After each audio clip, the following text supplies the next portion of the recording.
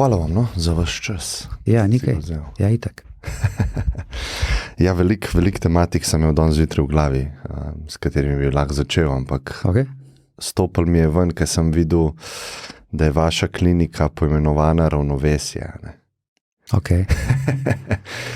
Pa sem zadnje čase mi je zelo, nekako me vleče v te osnovne koncepte, o katerih ponovadi ljudje ne razmišljamo pogosto, ker so nam samoumevni. Ja. Pa se pa vprašam tako, kaj sploh pomeni biti zdrav posameznik, ali pa kaj sploh pomeni biti v ravnovesju, kaj je ravnovesje. Ne? Malkrat se sprašujemo po mojem o teh osnovah, ki so fundamentalne ali pa temeljne. Ja, tako samo po sebi umevne se zdijo, ne? Ampak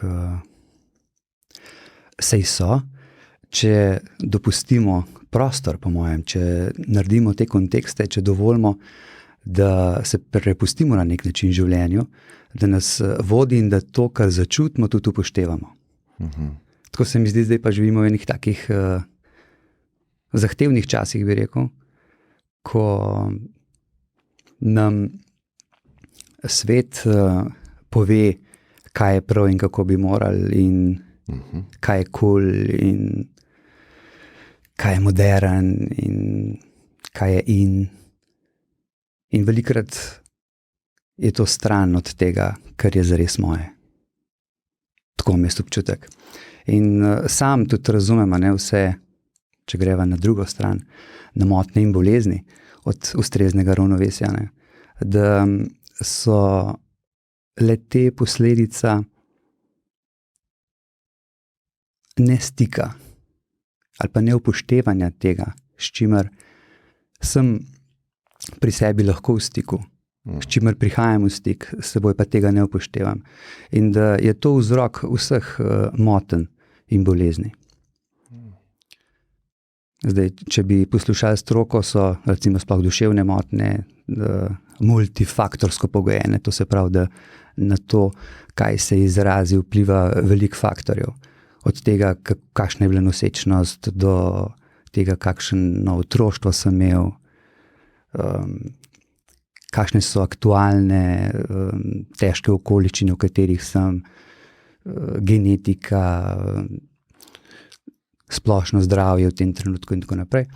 Ampak sam pa razumem tudi svoje delo, ne, kot zdravnika, psihoterapevta, predvsem v tem smislu, da ljudem pomagam, bom rekel, kar odraščati, ker smo se vsi na nek način pogosto zataknili v nekih modusih preživetja malega otroka.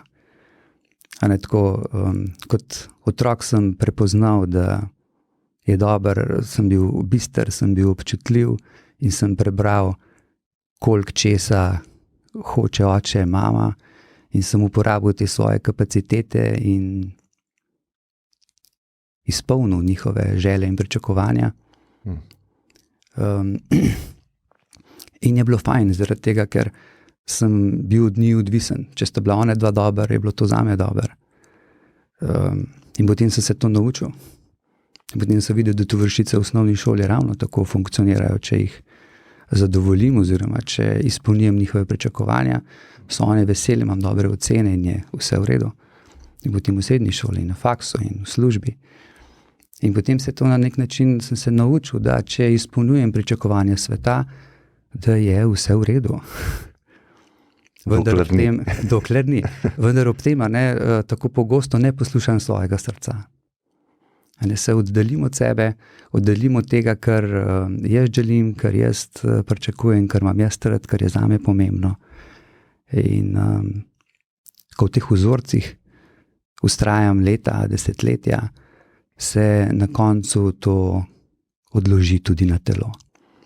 In seveda tudi se to kaže v nekih duševnih motnjah, takih ali drugačnih.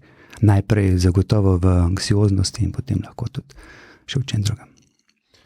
Ja, mogoče se malo dotakne te pridnosti ali pa tega, ko probaš biti usklajen in priden v družbi, da pašeš v njo. Ne? Začne se v primarni družini, pol pa naprej. Tako.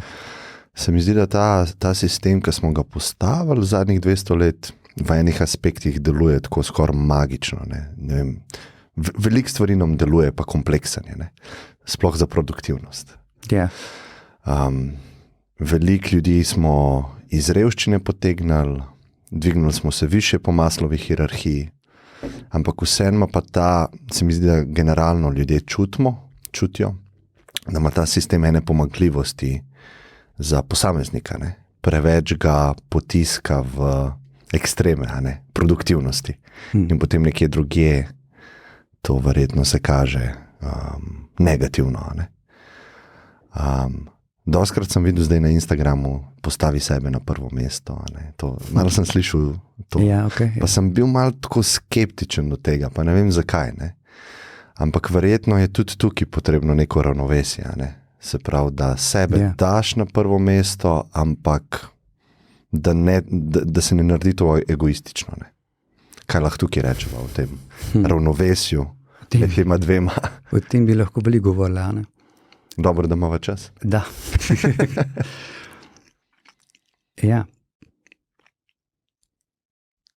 Kje tako v svoji ambulanti se z ljudmi veliko pogovarjamo o tej ljubečnosti do sebe, o tej zdravi sebičnosti, ki je na nek način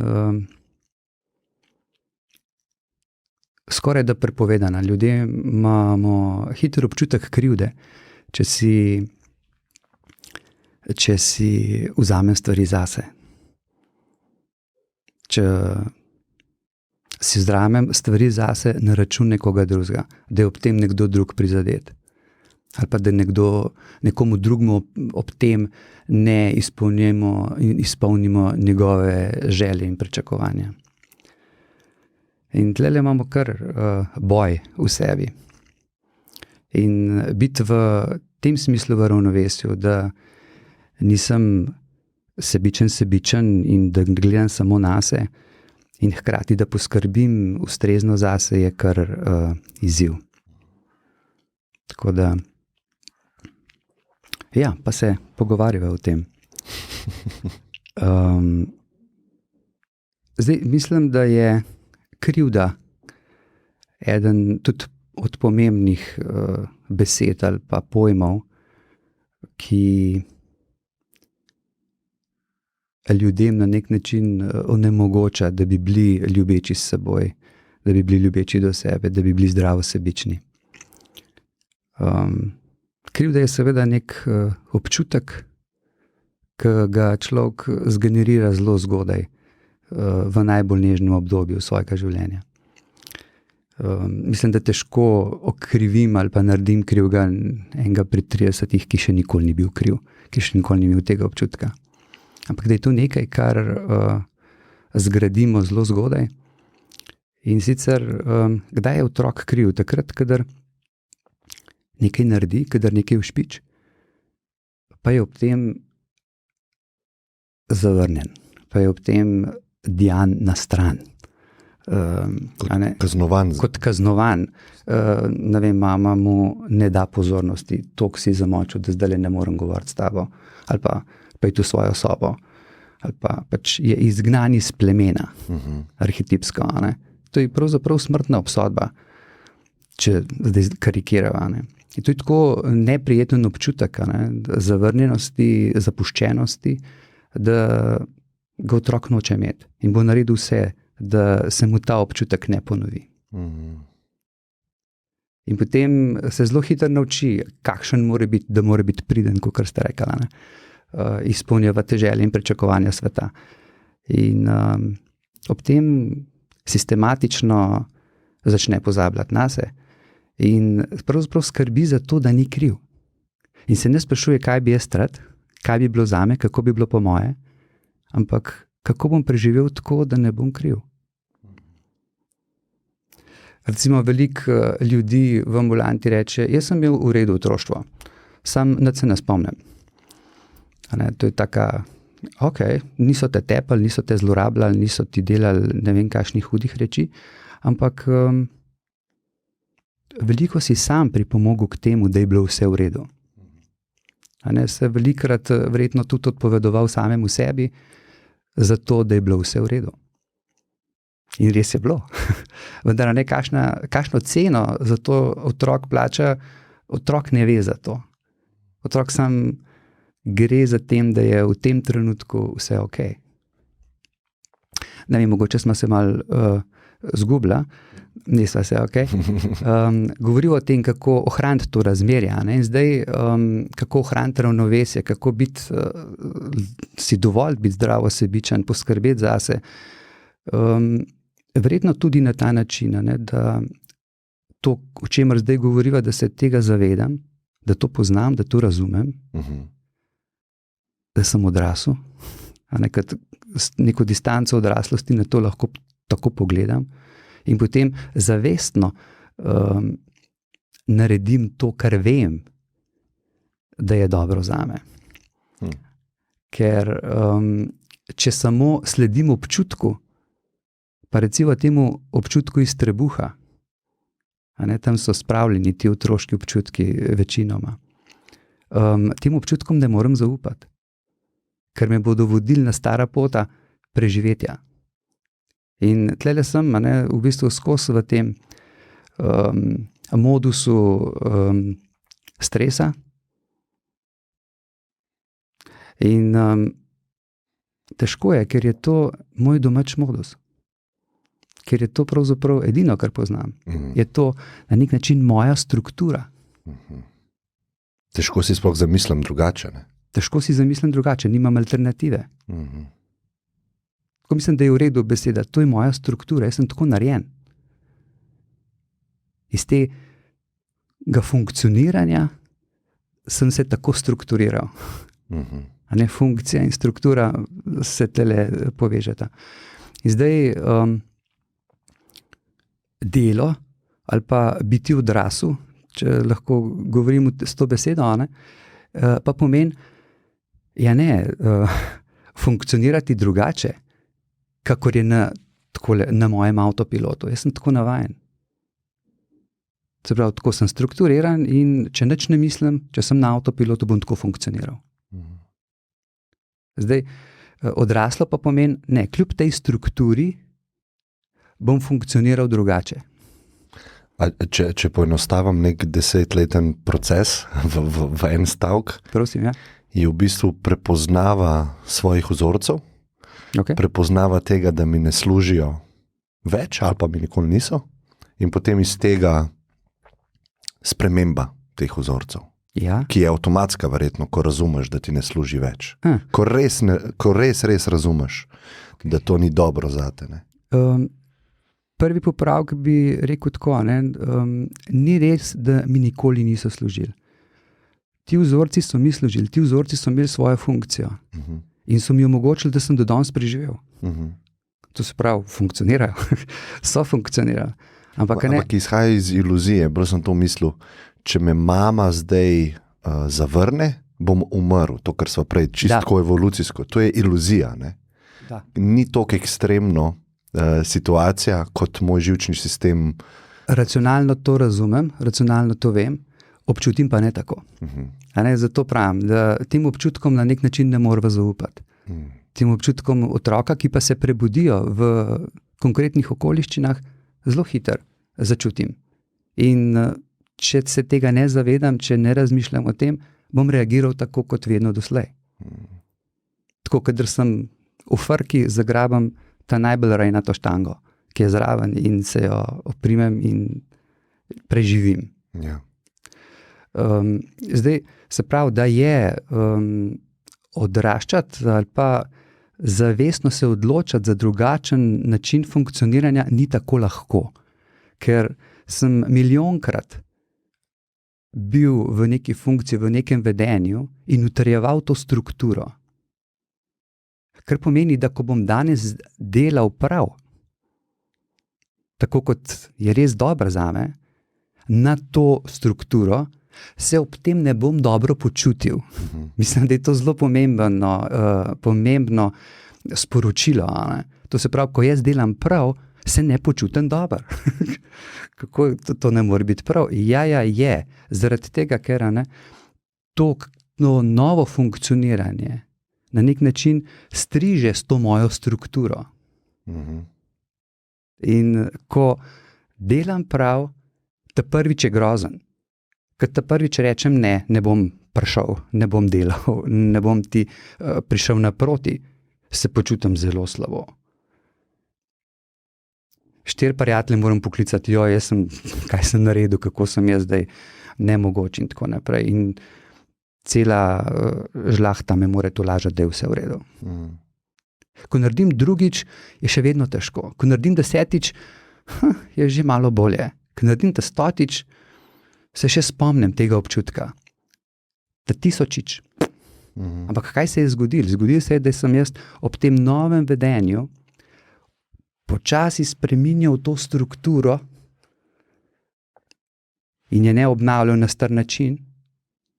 In da se je potem, da se je struktura spremenila in da je zdaj to moj nov avtopilot. Sprav, zdaj končno mislim, naredim tako, kakor čutim in to uspem in si upam tudi izraziti. Kaj pomeni odrasla oseba? Kdo je odrasel? Pa koliko je v družbi odraslih ljudi, po vašem mnenju, ki izgledajo odraslo, ampak... Ja. Mislim, vsi se staramo, kar se tiče kronoloških let. Vsem, ne vem, se stara telo in odpoveduje in tako naprej. Pa pri 18 rečemo, ok, zdaj si ti v naši družbi zakonsko odrasel. Odgovarjaš v bistvu za sebe pravno. Mislim tako, jaz mislim, da je zelo malo odraslih ljudi. Ne vem, če odrasli v takem polnem pomenu besede, ne vem, če poznam koga. Mislim, da tisti ambiciozni ves čas odraščamo. Da je to nek proces stalnega spreminjanja, prepoznavanja, razumevanja vzorcev,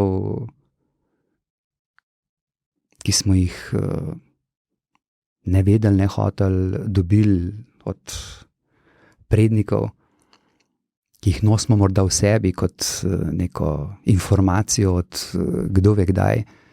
In da v tem času, v tem prostoru se poskušamo odzivati na to, kar nam svet prinaša in hkrati ob tem spoznavamo sebe. Sprav ni neka končna točka to, kar bi lahko rekel. Mislim, ta je pa odrasel človek. Ker tudi vsak odrasel človek ima svoje žute minute in neke okoliščine, ki ga lahko pritisne ob tla in se izkaže kot spet lahko zelo otročje. Smisel,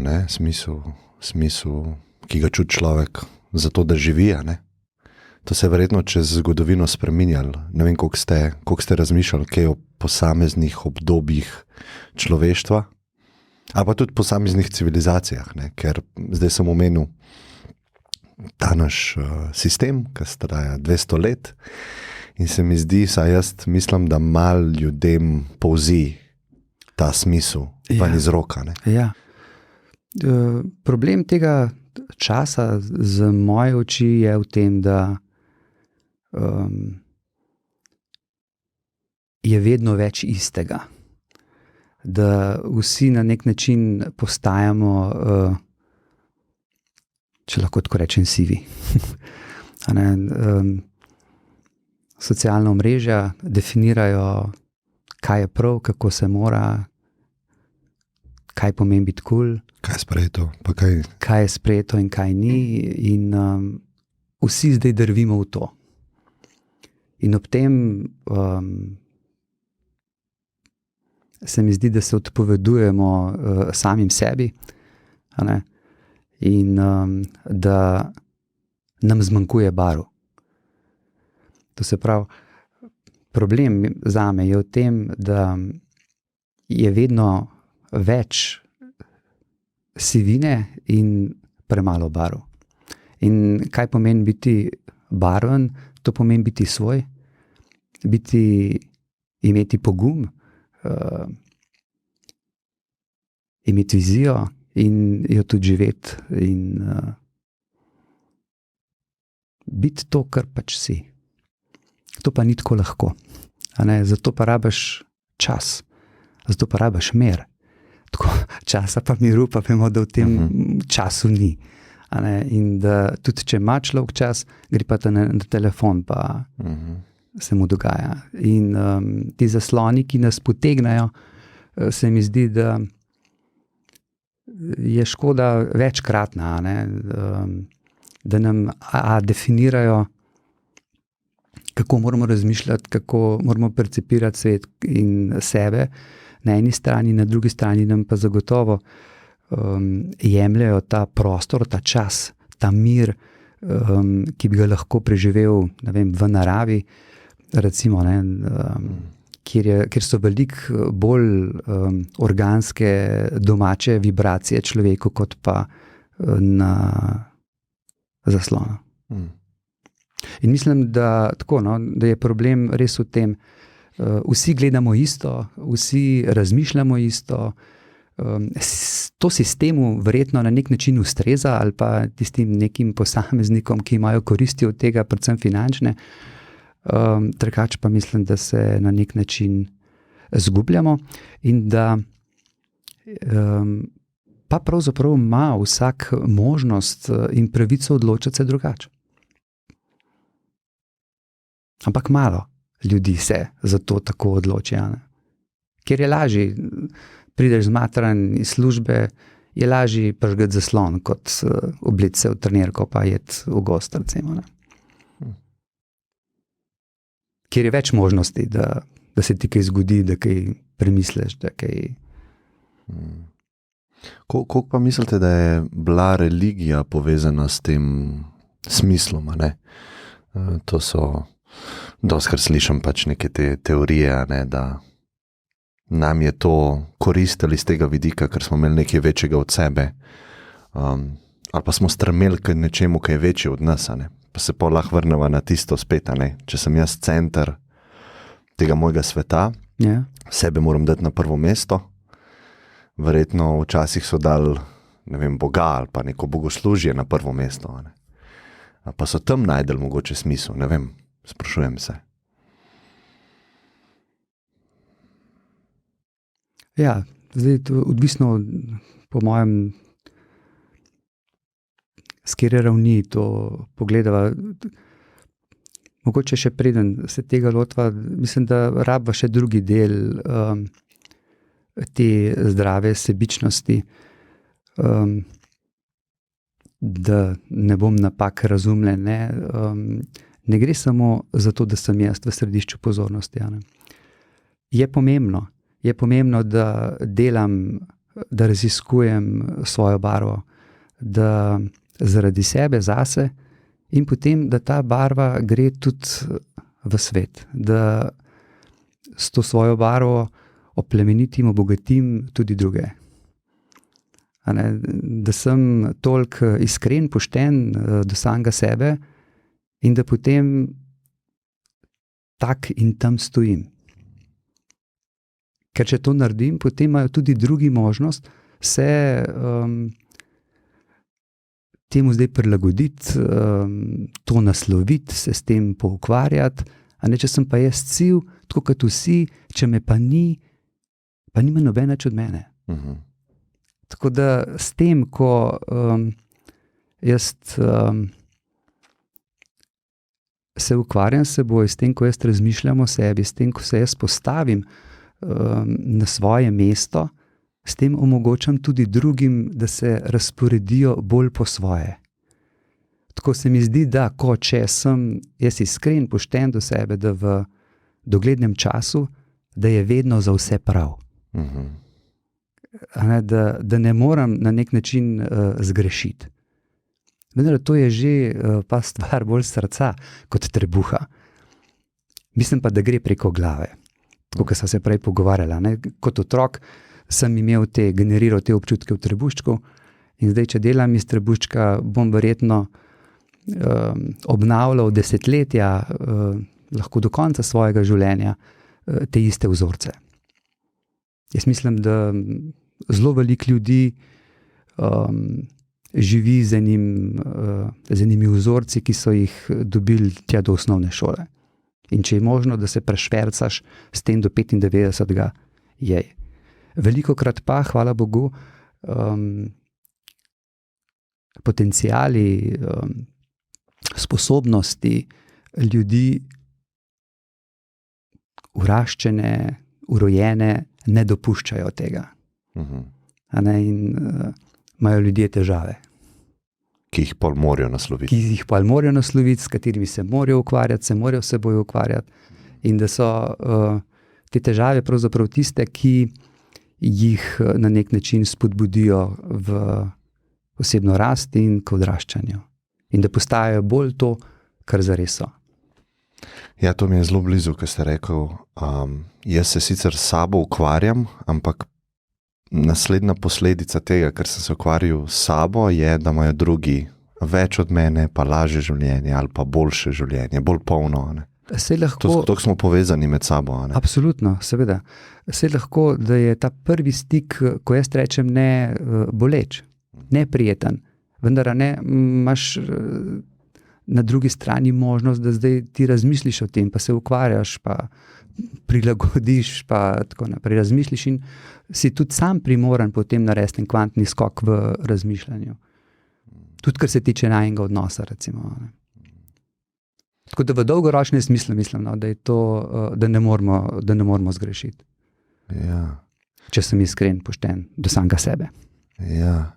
Jaz imam neko prakso sedenja, v meditaciji in mene je v to pripeljal sebični razlogi, ker se veste, kaj se govori v naši današnji družbi glede teh metod, da boš boljše spal, bolj boš pomirjen, bolj boš srečen, mogoče boš celo neke svetove odkrival, ki so ezoterični, in to je vse zdaj zame, Jaz si želim nečesa tazga, neke spremembe, nečesa boljšega, Ampak tekom prakse, ker umiriš, živčni sistem, ker vidiš več slojev realnosti in sebe in medsebojnih odnosov, je naslednja posledica, da si za druge lahko manj škodljivno, avtomatsko. In mogoče takrat sem videl nek smisel, ki je onkraj mene in je bil bolj trden, bolj plemenit, bolj celosten. Da ne delam nečesa, tam sedim, gledam v steno in za sebe nekaj počnem. V bistvu to, da počnem nekaj za cel svet, veča se pomembnost tega. Je boljši občutek. Spet boljši občutek zame. Ampak tako, kako je to prepleteno, mora biti iskreno. Da. Tako prej sva začela to o Bogu in o Božjem. Jaz mislim, da to Božje ali pa ta neka svetloba, iskra življenja, kakorkoli bi temu rekla, da je v vsakem izmed nas. In da na nek način, če imamo to krščansko ikonografijo, če peljemo, smo ustvarjeni po Božji podobi. Kaj je to? Mislim, da je to ta kreatorski, ustvarjalni del v nas. Da je duša, če lahko tako rečemo, po strukturi kreativna. In da želi ustvarjati in da želi ne nazadnje tudi komunicirati z drugimi. Tudi spet iz krščanska, kjer sta dva zbrana v mojem imenu, sem jaz med njima.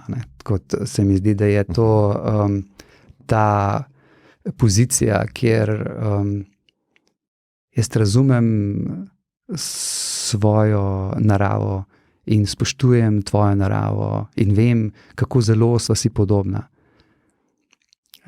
In v tej podobnosti, pa hkrati tudi raznolikosti se srečava in zdaj narediva nekaj, kar je več od tebe in mene. Se pravi, da je 1 in 1 3. Tako v osebnih odnosih, bližnjih osebnih odnosih, pa tudi v terapiji sem tako najbolj hvaležen za te trenutke, ko spoznam, začutim, da je 1 in 1 3. A ne, da je tako nekaj več. In moja izkušnja je, da imam sam s seboj, tako kot ste vi prej govorili, ko sedim, ok, se imam neke izkušnje, ampak več teh izkušenj imam v dvoje. Nekih presežnih momentov, kjer grem izven okvirov svojega običajnega dojemanja, doživljanja.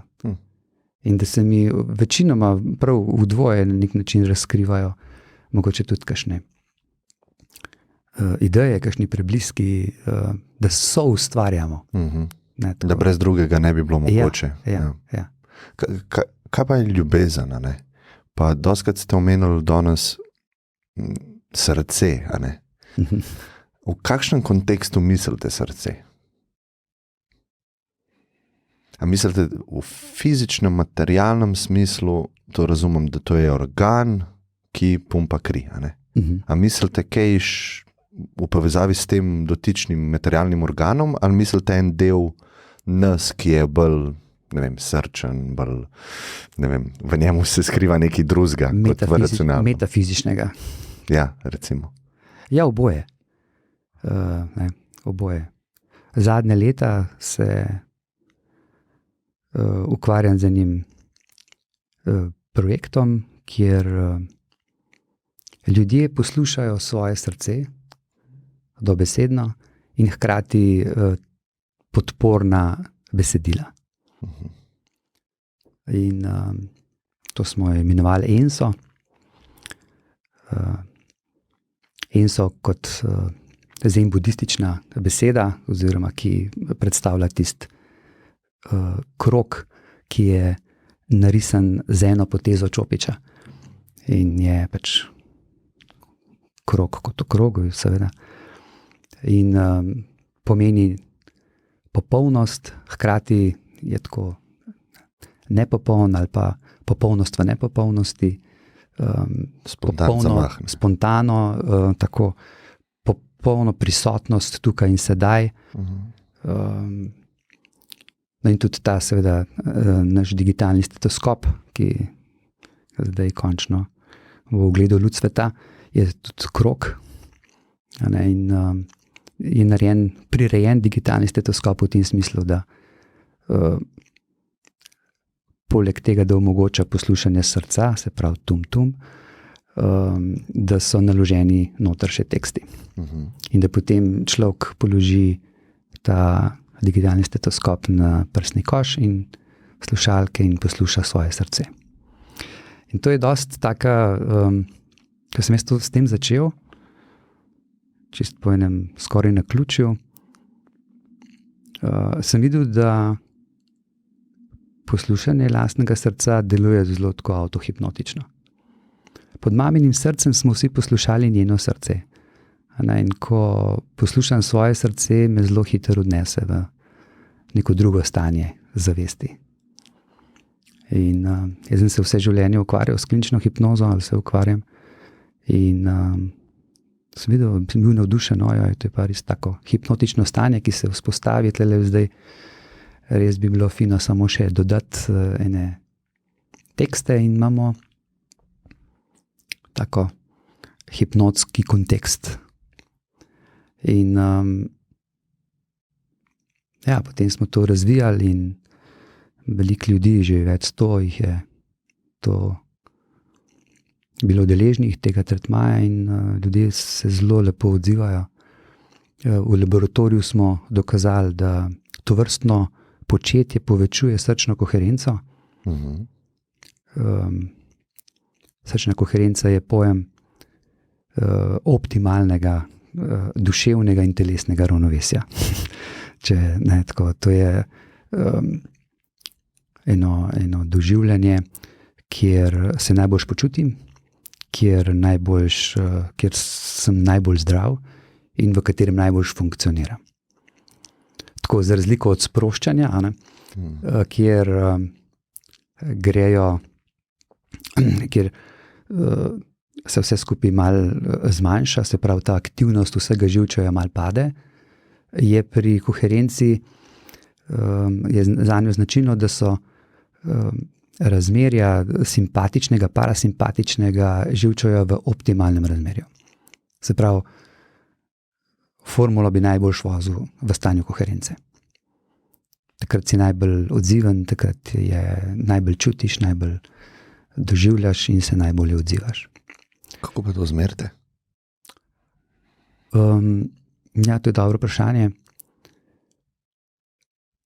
Meri se z variabilnostjo srčnega ritma. Srce namreč bije pravilno, nepravilno. To pomeni, da se čas med enim in drugim udarcem ves čas spreminja. In to so poimenovali variabilnost srčnega ritma. In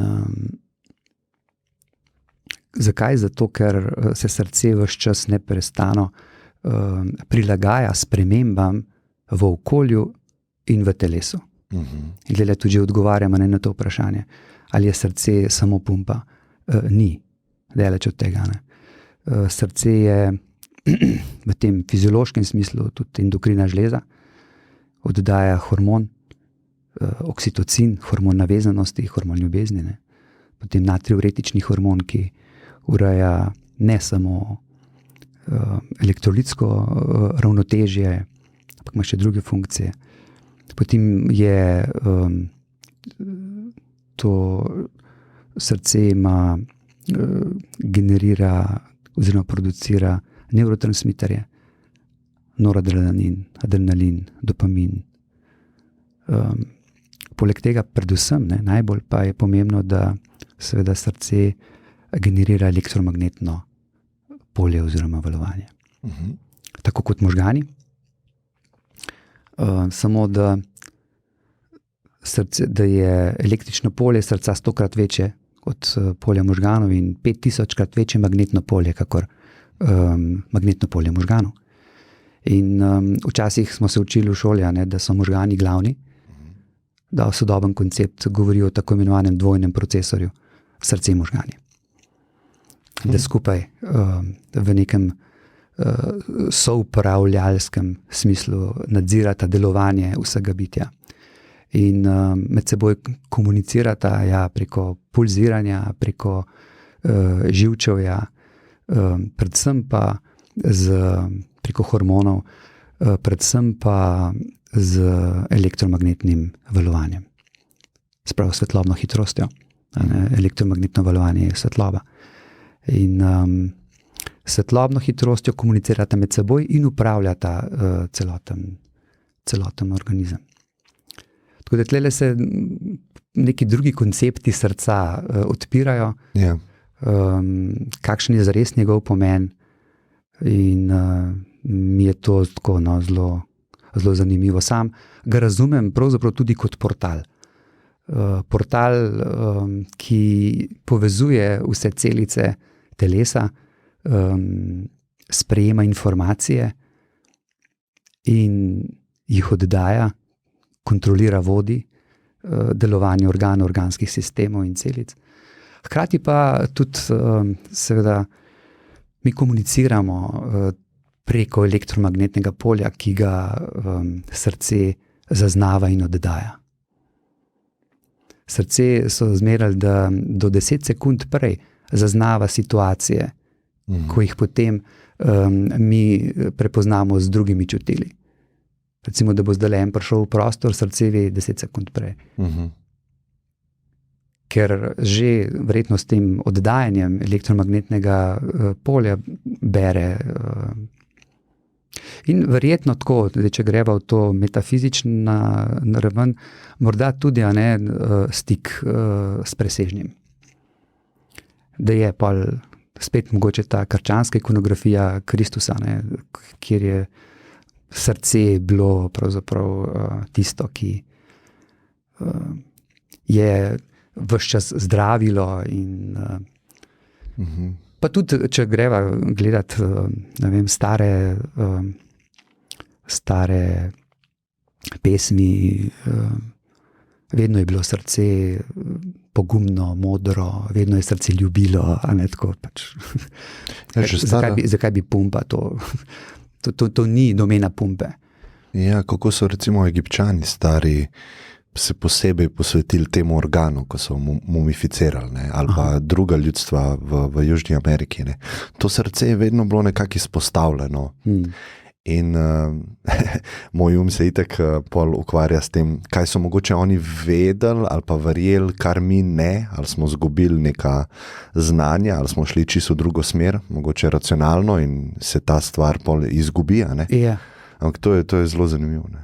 Ja, se pravim, da je moja tiha ambicija mogoče tudi to, ne, da vrnemo srcu tisto vrednost in pomen, ki so jo opisovali pesniki in o katerih so tudi prejšnje civilizacije veliko dale drugačen pomen, kot ga imamo mi. Ne. Zdaj, da je bilo srce na nek način zbanalizirano kot neka črpalka, mislim, da je to leta 1600 neki angleški zdravnik. In potem je ostalo tako. In zdaj, kar se ne menja že toliko časa. Pa mislim, da tako, po drugi strani pa znanstveniki že dokazujejo nekaj, o čemer se v šoli še vedno ne učimo. Sprav, da ima še druge funkcije. Da. Ja.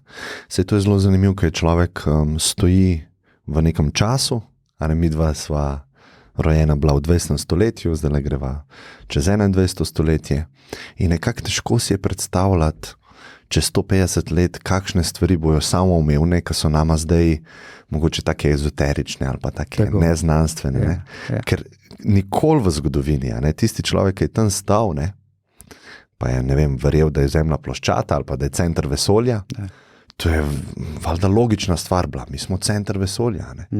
In potem se ene stvari spremenijo in se malo mi za nazaj, nočem reči posmehujemo, ampak tako, niso vedeli. In v bistvu jaz se sprašujem, kaj mi zdaj ne vemo, kar se bojo naši potomci smejali ali pa bo rekli, pa kako niso brez tega znanja, kako so sploh živeli brez tega znanja, ker je toliko pomembno znanje. In mogoče to je ena izmed takih, eno izmed področij. Ja. Kaj pa lahko posameznik naredi doma, nima teh naprav, recimo, kako se povezati s srcem? Ja, mislim, da je prvi korak že to, da pomisliš na to, da se zavedaš, da ga imaš. Čeprav verjetno se ga zavedamo takrat, kadar je kaj zelo narobe, ali pa, če smo fizično zelo obremenjeni, če laufamo, recimo, pa ga čutiš, kako bije. Ali pa takrat, če ima človek panični napad, takrat se jih tudi... Ampak, ko si zaljubljen, pa pride ta oseba v sobo. Okay, takrat ga čutiš. Takrat ga čutiš, ok. Tako da mogoče imamo že, preden pomislimo na to, da bi se srcem lahko srečali še na drugačen način, imamo že vsak svoje izkušnje. Kaj pomeni čutiti bitje srca? Za nekoga je to prijetno, za nekoga je malo manj prijetno. Tako da vedno smo tako malo drugačni, vedno je vsak po svoje in tudi doživljanje ali pa poslušanje srca doživi vsak na svoj način. To se mi zdi važno, za razumeti, da vsak štartamo na nek način iz točke, ki je tako samo moja. In da bom, zato ker sem pač takšen, kakor sem, po svoje to doživljal. In da me bo po svoje peljalo. Tako te izkušnje ljudi, ki so na skupinah, so res tako enkratne. Ljudje se spreminjajo. Ljudje dobivajo, postavljajo meje, se na nek način se čutijo sami od sebe podprte pri tem spreminjanju na tej poti sebi naproti. Tako da, ja, mislim, da je nekaj nekaj, kar je vredno. No. Jaz se zelo veselim naslednjih 10-20 let. Upam, da ko bomo to še, da gremo v klinike, raziskovati, kaj to pomeni za anksioznost, za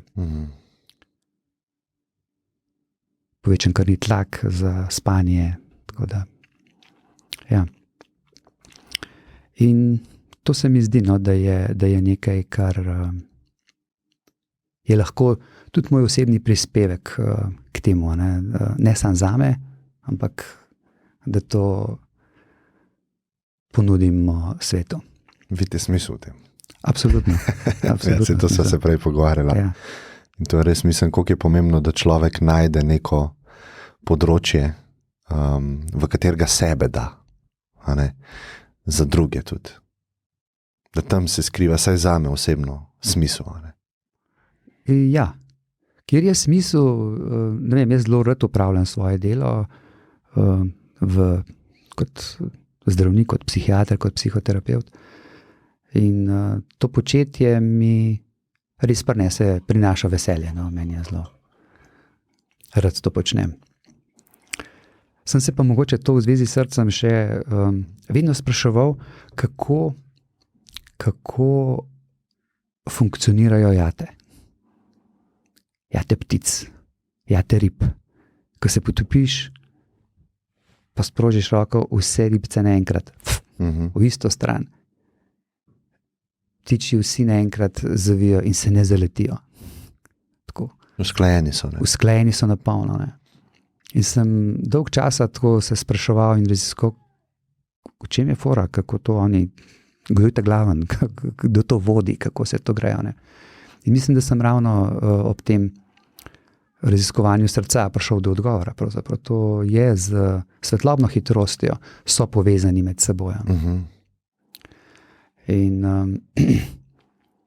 vse otroštvo in mladost sem igral nogomet in sem rekel, kako bi bilo, če bi ta fenomen jate prenesel na nogometno igrišče. O moj bog, to je zmagovito moštvo. Da bi čutili, vedeli drug za drugega. A mislite, da se tako ne dogaja v nekih res usklajenih ekipah?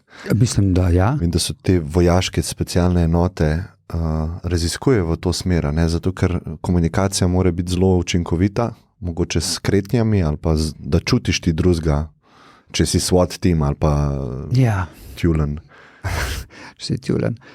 No, ali pa ti neki piloti, ki držijo neke formacije, a ne tako podobno kot ptice, imajo neke dogovore, kakšne razdalje tam, ampak to je bolj racionalno. A ne tako, tisto, kar mene zanima, je, da se res čutimo. Da bi res poudaril, da bi se naučili čutiti. Sej tudi v tem trenutku moje srce oddaja elektromagnetno valovanje, vaše srce oddaja elektromagnetno valovanje, in da se čutva na neki ravni, ki ni logična, ki ni racionalna, ampak je, ne? Je fizikalna. Ne? To je dejstvo. Ne? In zato sem razmišljal, kako bi bilo, če bi namesto slušalk, ko ljudje poslušajo svoje srce, dali zvočnik in da bi vsi poslušali vsa srca. In smo to poskusili. Ne? In moja hipoteza je bila, ja, srca bojo šle v sink, tako kot ure pri urarju. In so šla. Tako da tlele je še, mislim tudi, da je veliko prostora. No. To me zelo zanima, to me zelo navdušuje, kako bomo to. Ker to pa je, kaj to pomeni, ne? Če so pa srca sinhronizirana, to pa pomeni verjetno, da se tudi verjetno drugače pogovarjamo, drugače čutimo, drugače doživljamo, kaj to pomeni za pare, kaj to pomeni za družine, kaj to pomeni za različne moštva, time in tako. Zanimivo. Mogoče bi se malo vrnil nazaj na tisto vzorce iz otroštva, pa te stvari, ki so se formirale. Ja. Zdaj pred kratkim sem bral Adlerja, s katerim nisem imel nikoli stika do zdaj. Pa mi je zanimiv ta poenostavljen kontrast med Freudom pa Adlerjem. Freud se precej ukvarja z preteklostjo, pa to predvsem močno definira mene kot mene, a ne? Sprav moj odnos z mamo in tako, ne. Adler pa to nekako, če sem prav razumel, ali pa tako jaz razumem, nekako zavrača to preteklost oziroma manjša pomembnost za to, da človeka opolnomoči v sedanjosti. In to mi je bilo tako zelo blizu, že intuitivno celo moje življenje. Nekako ne zdi se mi prav, da bi me preteklost definirala, ne? Da bi bil jaz sužen preteklosti in da imam vsak trenutek možnost narediti drugače. Ne? To se mi zdi taka moč se da posamezniku. Ne? Kaj lahko tukaj malo poveva o tem, pa kako vi vidite to? Ja,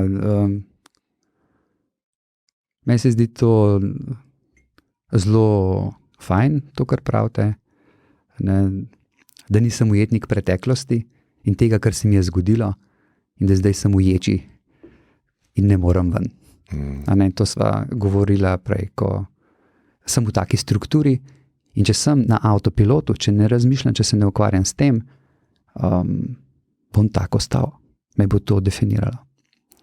Tlele adlerijanski pristop se mi zdi pa ta, ok, tako je bilo, ampak danes je drugače. Drugi pogoji so, jaz sem drugačen, odrasel, močnejši, pametnejši, imam neke vire, ki jih takrat nisem imel. Realnost je danes drugačna. In lahko se odločim, da bom funkcioniral drugače. Ta lahko je kar močen, ne? Ta lahko je močen, vendar... Da, lahko je zelo močna beseda, ampak terja vendarle potem odločitev, terja premik iz občutkov v trebuščku v glavo in da glava zdaj me vodi, da je glava glavna in da pove, kaj bom naredil, kako bom naredil. In da kljub temu, ko naredim prav in ob tem nimam dobrega občutka,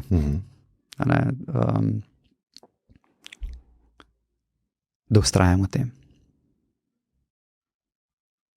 Ta The Courage to be Disliked je... Ta popularna knjiga. Je ta popularna knjiga, kjer je ta adlerijanski pristop tako lepo preprosto predstavljena, in mislim, da je za naš čas zelo pomembno. Ker mislim, da živimo v času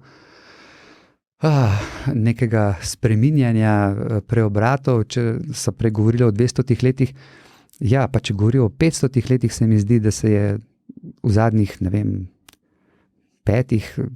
20 spremenilo več stvari kot v zadnjih 500 letih. In da so generacije se učile od deda in od očeta, kako se orje, in so tako orali in se ni nič spreminjalo. In tako, zdaj je vsak let je nekaj novega, nekaj čist drugač, in tle smo ljudje res pred nekim izzivom, da se vsem tem spremembam tudi prilagajamo. In v tem smislu klasičen freudovski koncept enostavno ni dovolj. In moram uporabiti, aktivirati, ni dovolj. V tem smislu, po drugi strani je pa seveda dobro, da razumem. Mogoče bi tako rekel, oba sta v redu. In Freud in Adler v tem smislu, če te dve izpostavimo. Prav je razumeti, prav je vedeti, zakaj, kako in odkot. Zato, da lažje potem spreminjam. Da se zavedam, kako je pa danes, in delam tiste korake, ki jih lahko. Samo kot posameznik zdaj moram se odločiti, ali grem jaz kopati po preteklosti ali ne, pa koliko.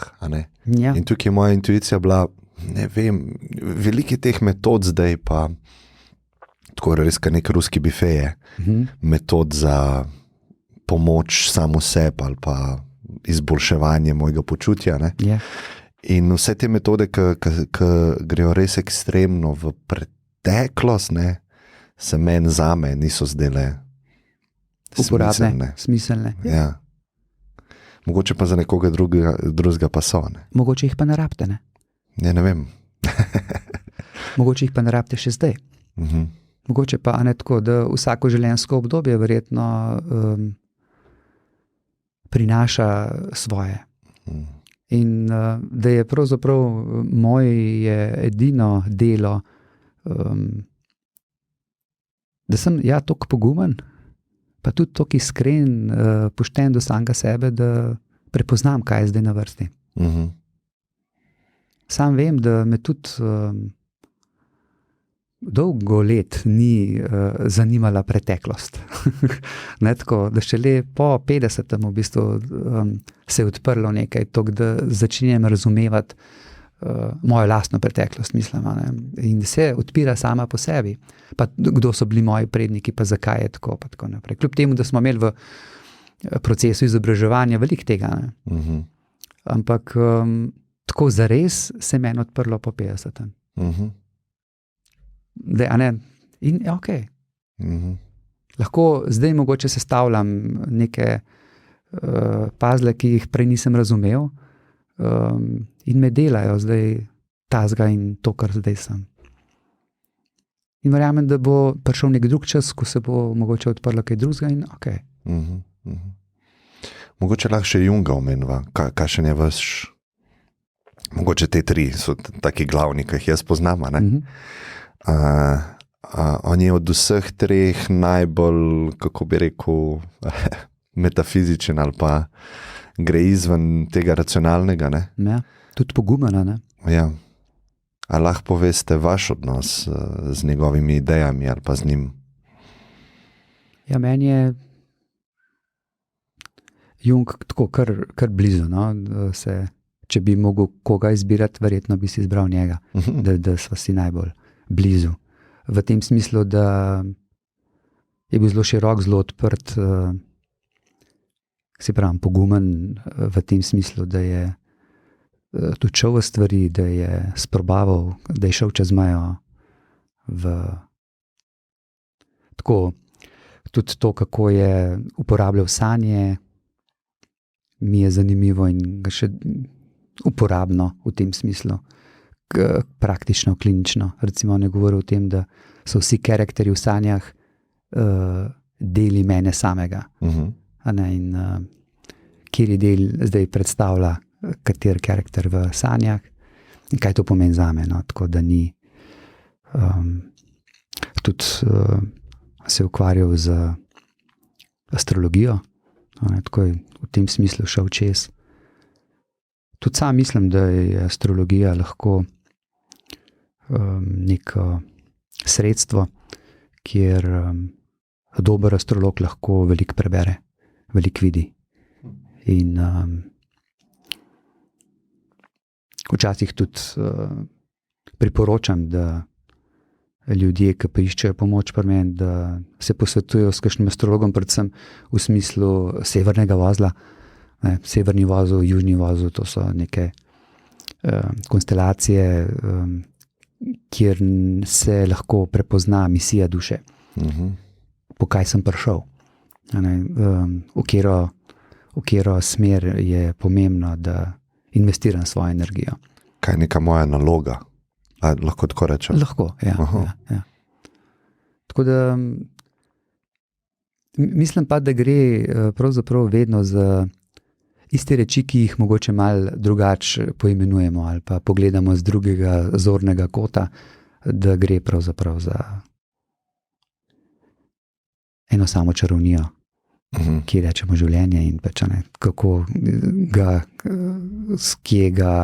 S kakšnimi zgodbami? Ja, preko katerih zgodb ga opisujemo, niti ni tako zelo pomembno. Vendar je pa po drugi strani zanimivo, kako se borimo proti. To ne, če si strokovnjak, se ne moreš ukvarjati s tem, degradiraš sebe, če pogledaš na ono polje, če uporabljaš te stvari. Ne vem, sam mislim, da če nečesa ne vem, če nečesa ne razumem, če nečesa ne poznam, to še ne pomeni, da tega ni. Tako da. Vse to sem vas hotel vprašati, a imate kdaj zadržek, ker tako bi si predstavljal, se pravi neka stroka je na nekih tirnicah in onkraj teh tirnic gremo na polje, kjer veliko tvegamo, ne? Kjer idej imamo, vsak ima svoje ideje v življenju. In zdaj smo se mi odločili, da ideje, ki grejo čez znanstveno metodo, imajo manjše tveganje, ne? Bom rekel manjše, ne da ga ni. In tako smo se dogovorili, to je nek družbeni dogovor, vsaj na zahodu. Ja, to je znanstveno. To je znanstveno, rečemo, ja.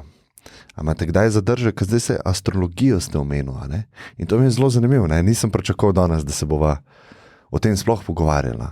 In mi je pozitivno, da ste odprt, ker kot sem prej rekel, vsega ne vemo. In tisti, ki misli, da vse ve, ne ve nič v bistvu. Ja. No, moj proces tudi v zvezi z astrologijo je bil tak, da sem bil, ne vem, kot študent nad tem vzvišen. Sem rekel, ne me basati, ni od tega, kdaj sem jaz se rodil odvisno, pa da zdaj kdo mene bere v tem smislu in tako naprej. Potem pa seveda z leti, z izkušnjami, z spoznavanjem različnih ljudi in tako sem to prepričanje preoblikoval. In se tudi sam sem šel na izobraževanje to vrstne, ker so me te reči zanimale, kaj to pomeni. Tako da, ja. Zelo pozdravljam to. Mislim, da en človek raziskuje življenje iz toliko različnih kotov, se mi zdi, da ima tukaj lahko prednost, ker vsa orodja uporabke so na voljo, nima dogme. Ja, vsa orodja, ki so na voljo, to se mi zdi pač pametno, mislim, dober. Mislim, sej super imeti eno znanje. Velikrat je pa problem, če je samo to znanje. Fino je, da je na voljo, da se ga uporabi, ko je to potrebno. Seveda je pa večji nabor privilegij izbire. Kdaj bom kaj pri kom lahko uporabil. Je pa res, da je to moje delo privilegij tudi v tem smislu, da se srečujem z raznimi ljudmi in da mi pripovedujejo razne stvari. In tudi preko njihovih kontaktov se je moje obzorje širilo. Tako da je spet to, kar sem prej govorila, nekaj, kar imaš, nekaj, kar daš, pa koliko pol sprejmeš, nekaj, kar je zame, pa kako.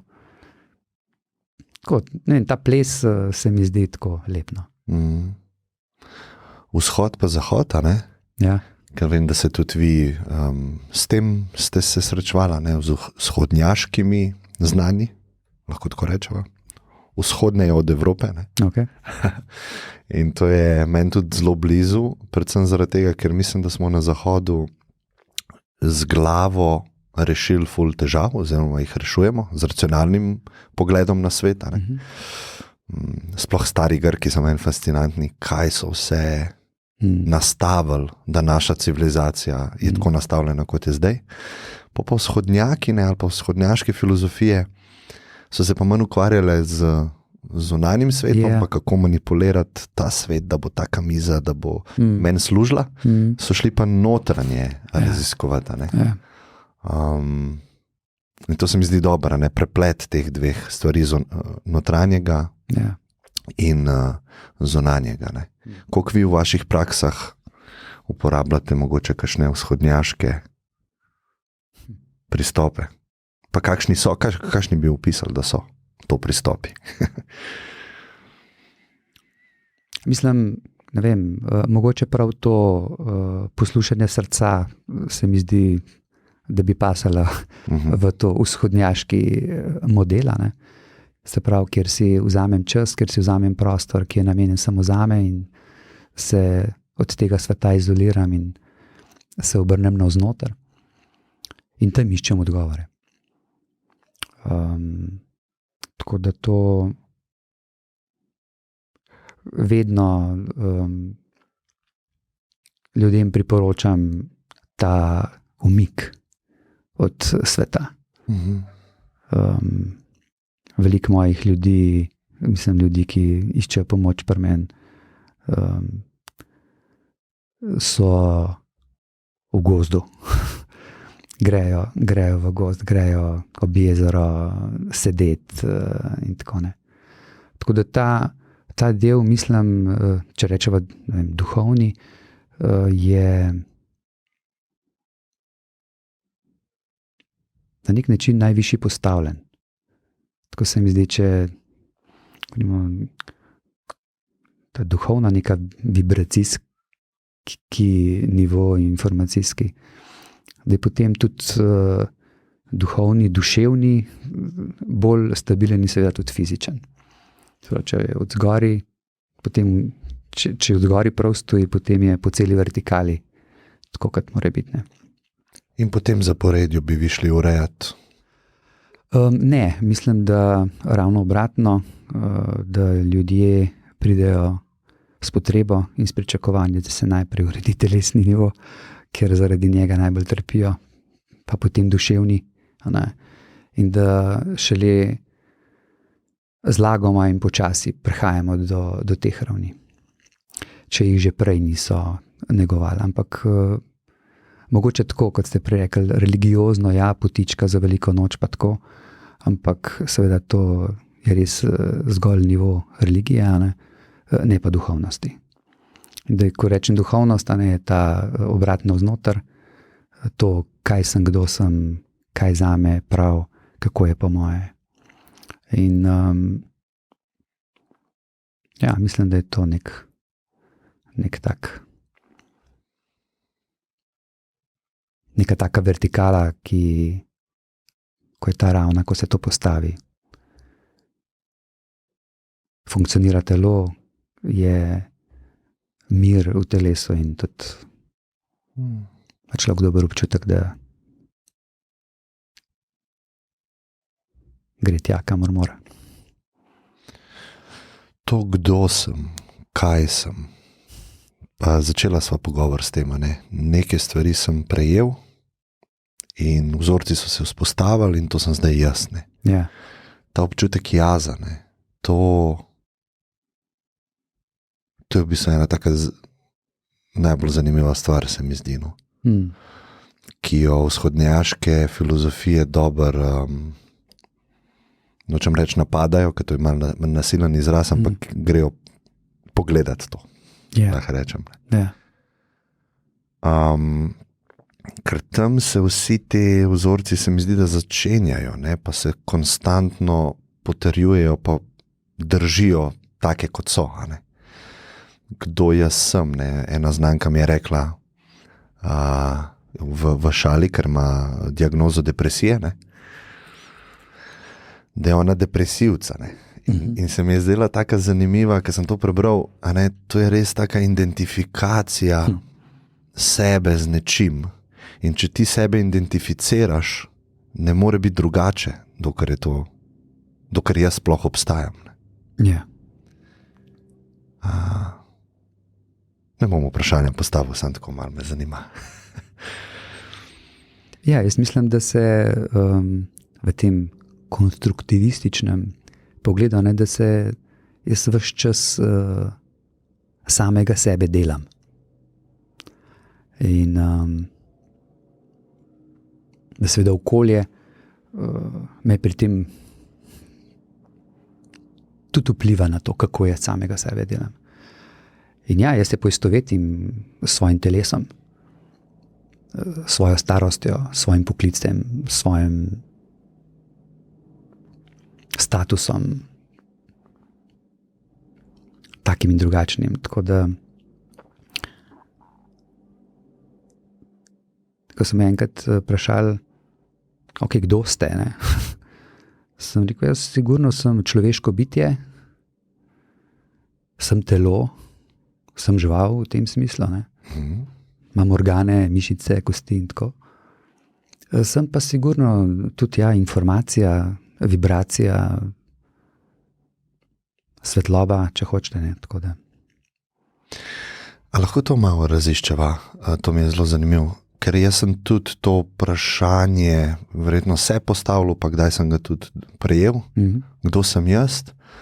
In ne zdi se, intuicija me ne govori, ne morem reči, da sem nekaj, na čemer nimam kontrole ali pa kar se samo izvaja. Ne? In moje telo, jaz sem ga prejel, ko sem prišel sem. Ne? Saj jaz, ki zdaj le govori, ni kreiral tega telesa. Jaz sem ga prejel v dar. Okay. In vse, kar to telo izvaja, recimo srčni utrip ali pa peristaltika, tudi jaz nimam kontrole. Ne? Jaz ne moram zdaj ustaviti srca. Tako da se ne moram identificirati z telesom. Ne? Tako jaz razmišljam. Tako, ker se ne moram identificirati s to mizo, ne? Ali pa z nečim, kar je zunaj mene, tudi vidim, da je zunaj mene moje telo. Ne? Če ima to nekega smisla. Ne? Da je zunaj mene moje telo. Ja, jaz zaznavam svoje telo, se pravi, ne morem jaz biti telo. Ni to moje. Ne? Okay. Ker jaz, ko primam neko orodje, del moje roke postane še to orodje, ampak jaz nikoli se ne bi z motiko identificiral, ali pa zelo malo ljudi bi se. A ne? In tako kot je motika neko orodje, je roka moje orodje. A ne? Tako. Ja. In v bistvu to fundamentalno, s čim se identificiram, nekako prijem do tega, da ni nobene kontrole, ker nad ničimer nimam kontrole, niti nad svojo mislijo. Ne izberem si je, preden pride. Ne? Edino, kar jaz sem, je v bistvu golo zavedanje. Da je nekaj, namesto tega, da ni. To pa vem za sigurno. Ne? To je edina stvar, ki jo vem. Nekaj je, zato ker zaznavam. Oziroma nekaj se zaznava. Okay. To ne. In vse, kar sem jaz, ne, so v bistvu samo neki sloji, ki mi lahko služijo ali pa ne. Moje vloge. Ne. Zdaj, sem človek, verjetno je koristno, da imam to vlogo. Sem človek, tako kot ste vi človek, imamo zdaj interakcijo na tem nivoju. Ne. Ja. Sem tle, ne vem, če bi se čist strinjal. Super. Ja.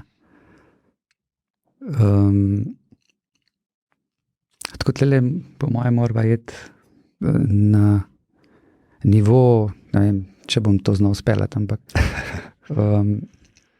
tako kibernetike drugega reda.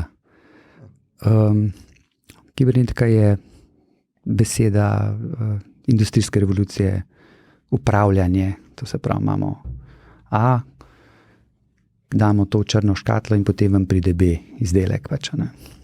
To je kibernetika prvega reda na nek način. Medtem ko kibernetika drugega reda vzpostavlja krožnost. Se pravi, recimo pri tem projektu poslušanja srca je to zelo fino izraženo. Srce pošilja precej več impulzov ali pa sporočil možganom, kakor možgani srcu.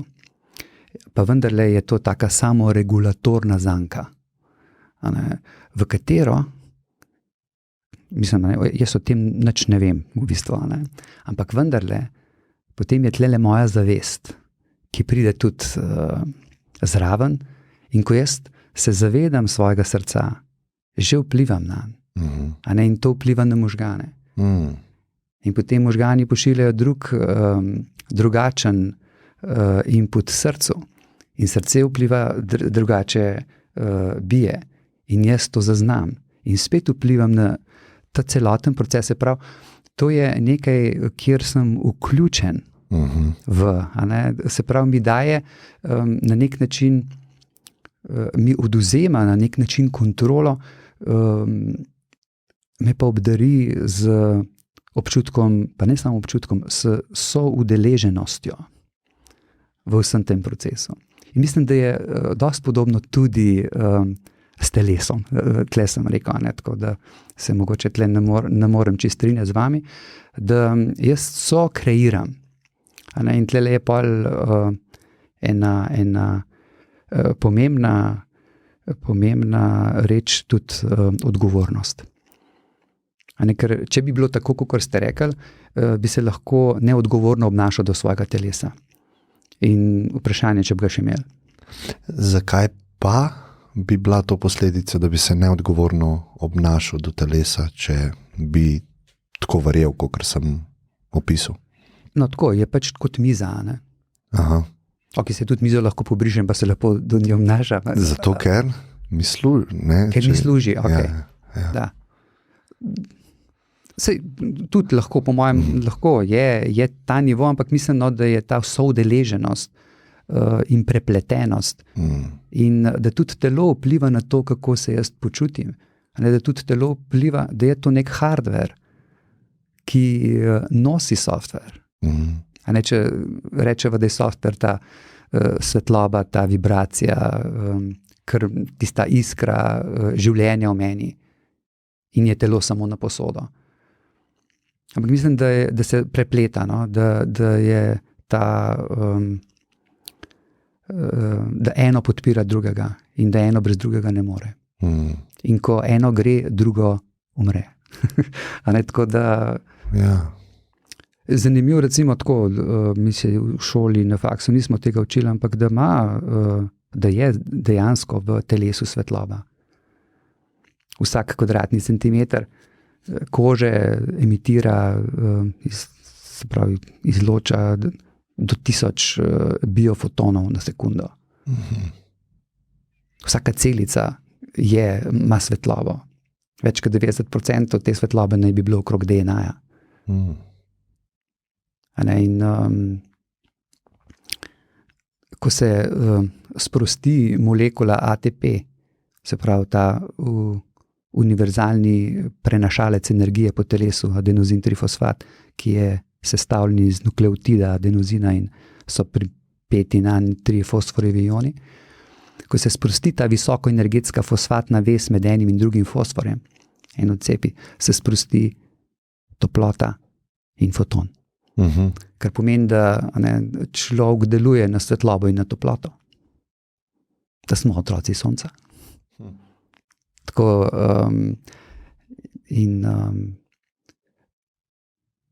ugotovili so tudi, da nekaj ur, 3-4 ure, preden človek umre, da emitira enormne količine svetlobe. Kot mogoče tudi v tem smislu svetloba kot nosilka informacije. In ja, ampak to vse te, ok, zdaj svetloba, ampak potem imamo milijonih kemičnih reakcij, nekih struktur, ki jih zdaj ta svetloba poganja. In telo. In ko sem prej govorila o srcu, recimo,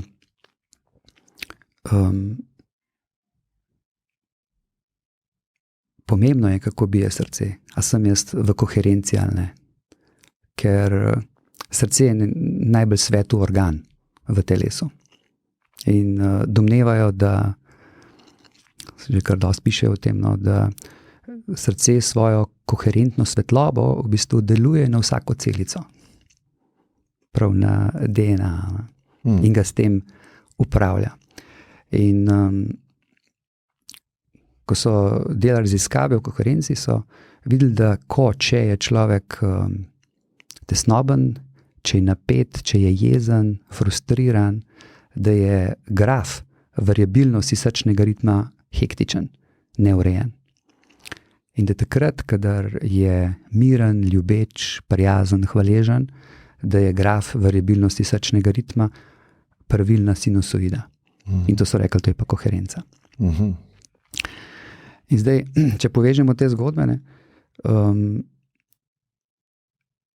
ko sem jaz hodil v šolo, smo se učili, da je velik del DNA-ja junk, se pravi, da mislim, da samo 2% DNA-ja, da nosi te 3 plete,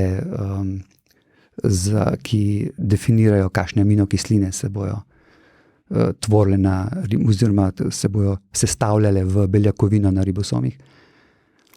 In vse ostalo so neke druge sekvence, zato da DNA sploh drži skupaj. In odkrili so, da so to tudi svetlobna stikala.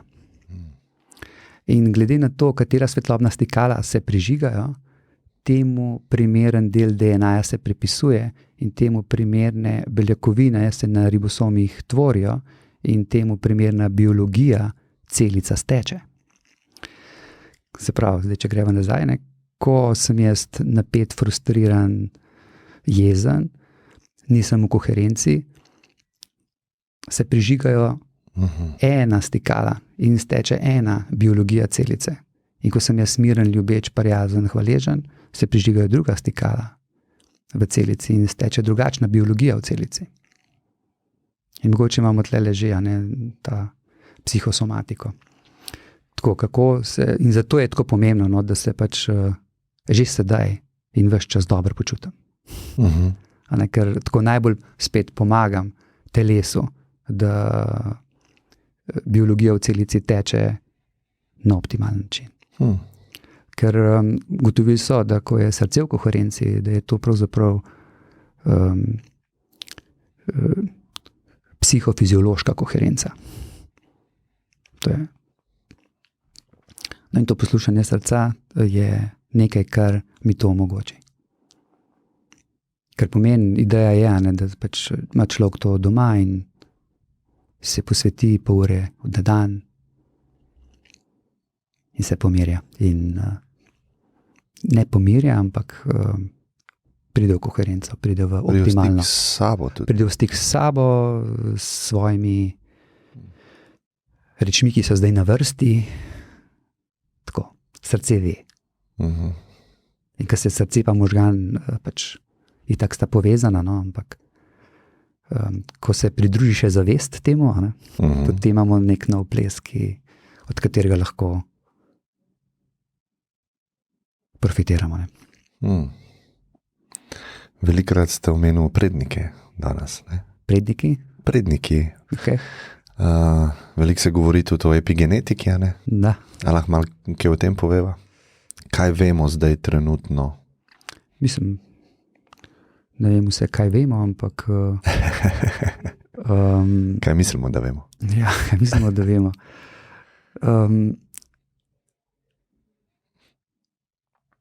Zdaj,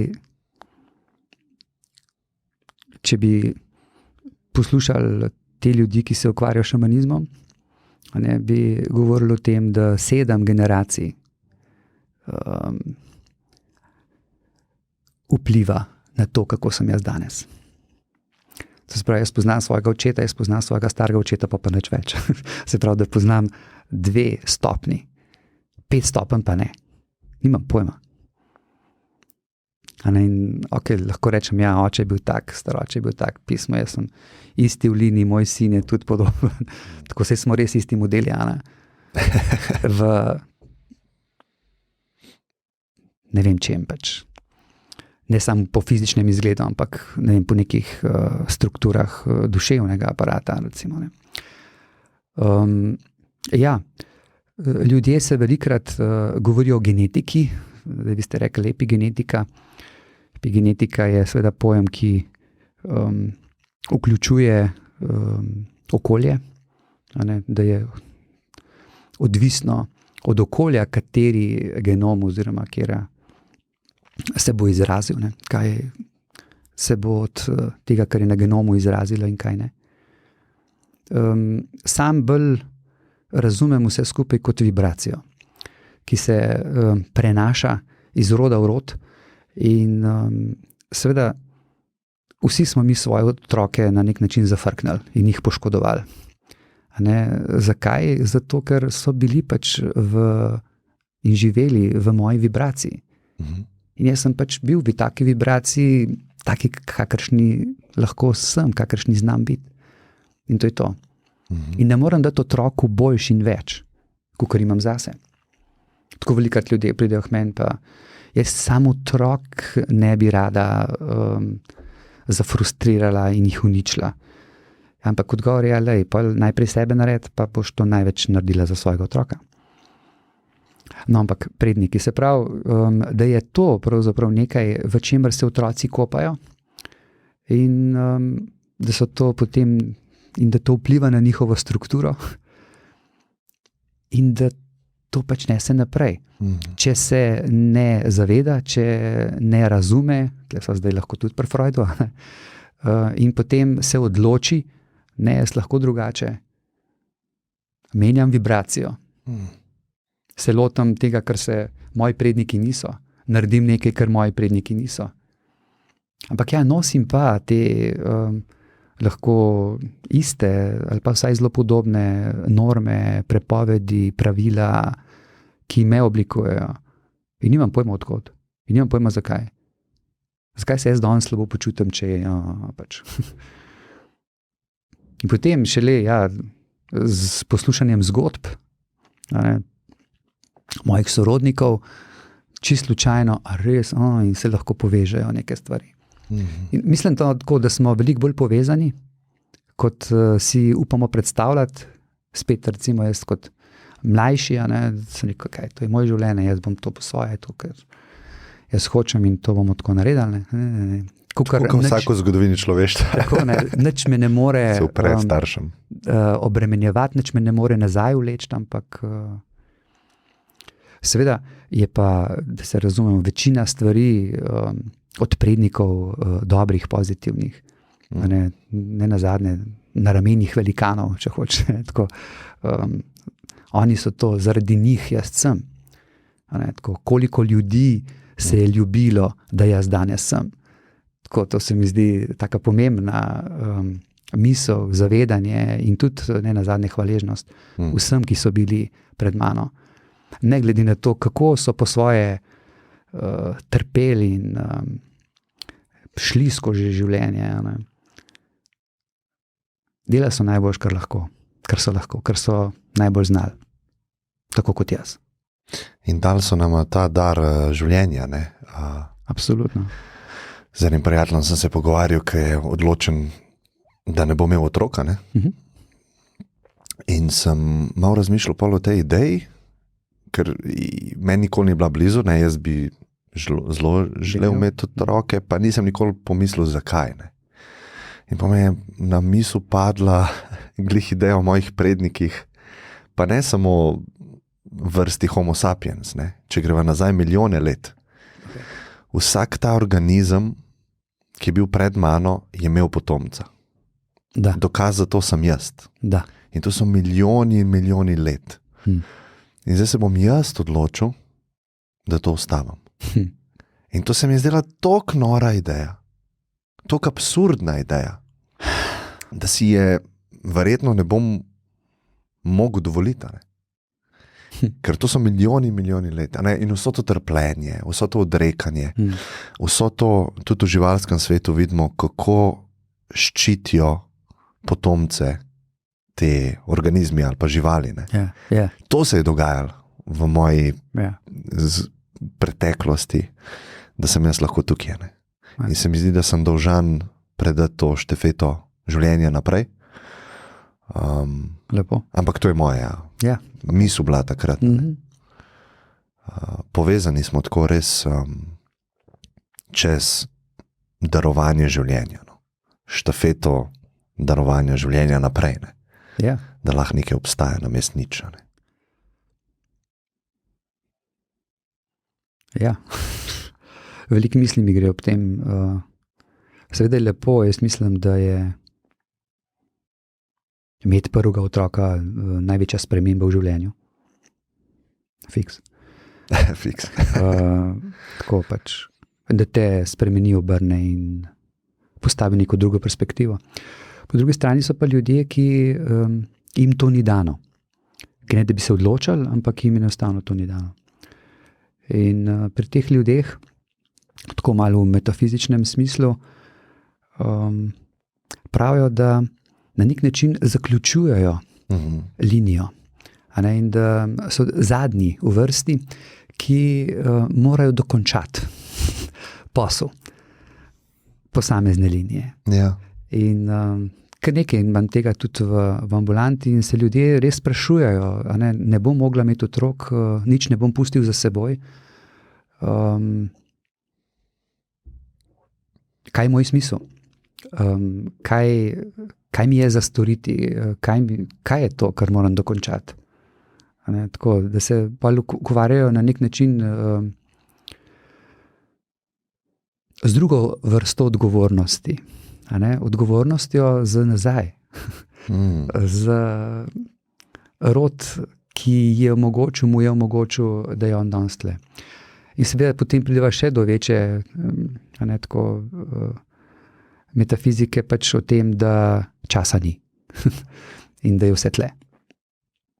Kar si mi danes težko predstavljamo, ker mi je vse bila dogovorjena ob uri in bova končala in potem ima vsak svoje naslednje naprej dogovorjene reči. Smo leta 25, pomlad je in bila je preteklost in bo prihodnost.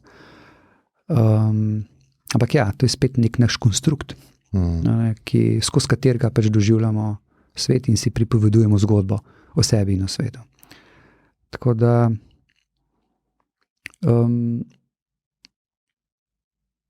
so različni aspekti, različni zorni koti na iste stvari. In nekdo se lahko odloči, nekomu to ni dano, ampak vsak ima svojo misijo. In vsaka je vredna spoštovanja, v tem smislu. Ja, absolutno. Ja. Kaj je odgovornost?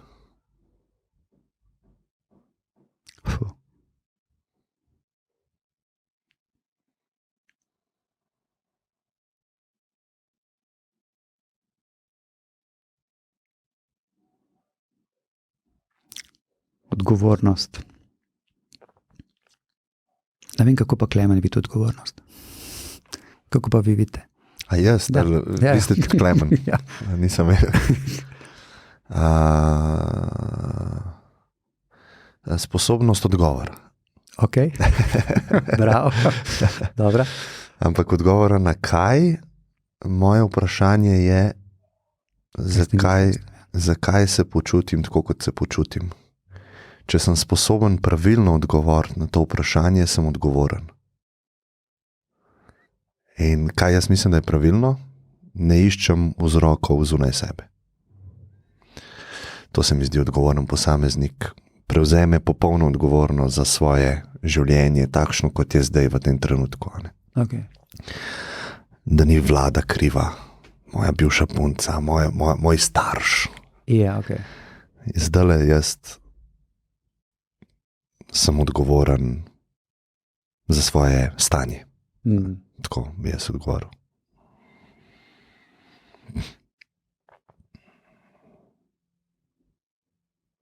Ja. Se strinjam. Mislim, tako popolnoma se strinjam. Čeprav je res pa to, da smo vzgajani, pa vendarle drugače, da smo odgovorni do drugih. Da smo to, s čimer sva začela, da pridem naproti in da tako odgovorno ravnam, da izpolnim želje in pričakovanje. Da odgovorim. Ja. V skladu s to vibracijo, ki je meni nasproti in želi z mano plesati po njeno. Ja, to je verjetno v šoli, ne? Nekaj te vprašajo in ti odgovoriš, ne? Ja, in v šolskem sistemu smo dolg časa. Mi smo vsi zdresirani iz šole. V nekih drugih državah je šolski sistem tisti, ki dresira za vlado. In zato, da se učijo jezika, zato, da jih obvladujejo, ne zato, da se učijo jezika. Tako da mislim, da je to naša realnost vseh nas in da moram biti kar zelo pri sebi, da sem zares odgovoren, tako kot ste lepo povedali. Da grem vase, da grem in se vprašam, kako je zares po moje. In imam pogum, da tako tudi naredim. Pogum, ne? To sem tudi hotel vprašati. Ja. Kaj je pogum?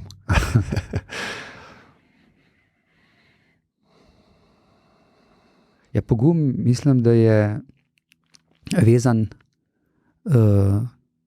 z odločitvijo, da naredim tako, kot mislim, ali pa vem, da je po mojem prav. Kljub temu, da se marsikdo s tem ne bo strinjal. Kljub temu, da bom lahko zavrnjen, izločen, sam. Tako, in tlele je, to je domena odraslih.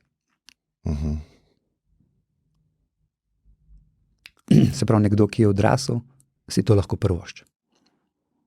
Ker ve, da je to bolj pomembno in da bo, če drugi tega ne bojo prepoznali kot pozitivno, da bo nekaj časa pač zmogel tudi sam.